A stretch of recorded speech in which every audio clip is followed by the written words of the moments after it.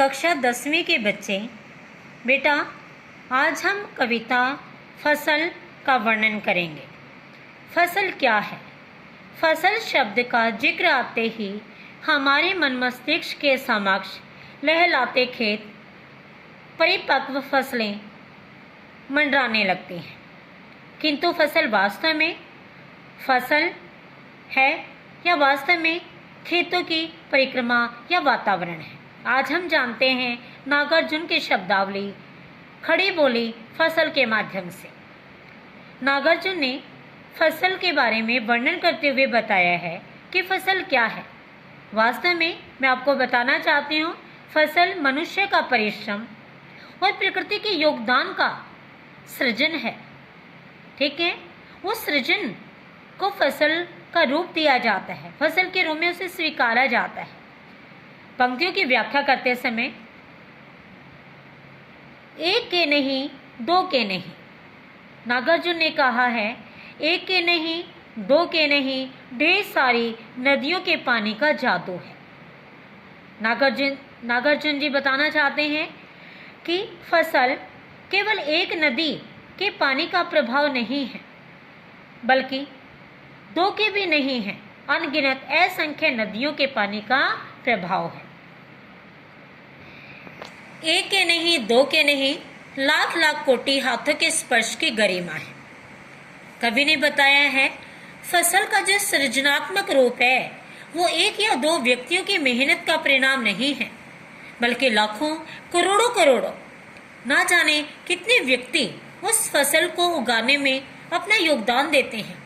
कितने व्यक्ति उन पेड़ पौधों को उगाने, पालने पोसने, जल प्रदान करने, धूप लगाने, पालन पोषण करने में अपनी अहम भूमिका निभाते हैं। तो समझ आ गया, फसल एक या दो नदियों के पानी का प्रभाव नहीं है।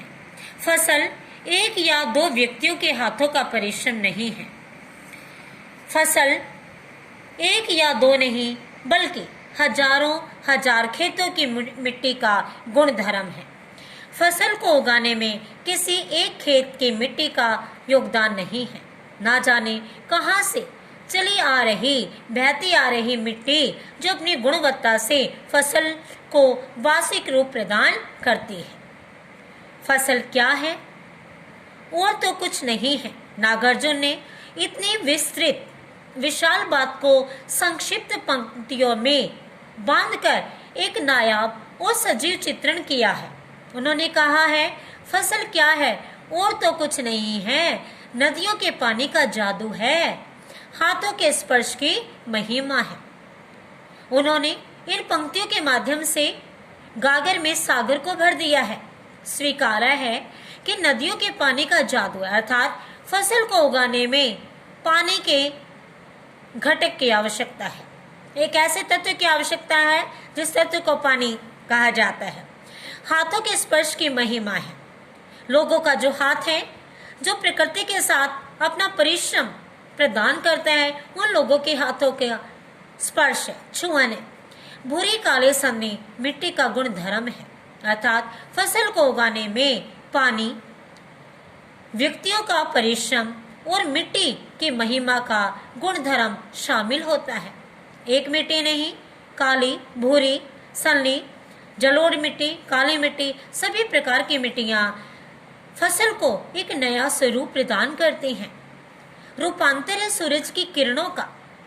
बड़ी ही प्यारी पंक्तियों के द्वारा नागार्जुन ने छोटी सी बात के द्वारा एक विशाल फसल की महिमा को समझाने का प्रयास किया है कि रूपांतर है सूरज की किरणों का।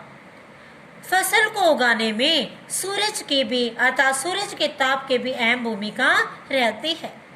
सिमटा हुआ संकोच है हवा की थिरकन का, अर्थात फसल को तैयार करने में हवा अपनी अहम भूमिका निभाती है।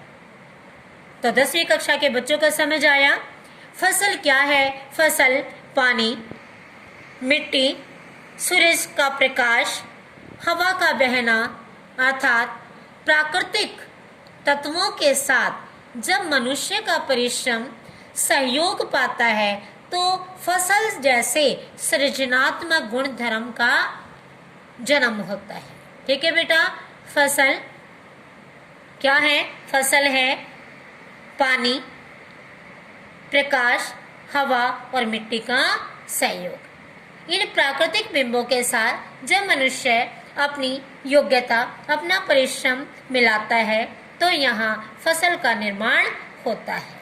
ठीक है, यहाँ ग्रामीण परिवेश का जीव जगत के लिए जो योगदान है उसका भी वर्णन किया गया है।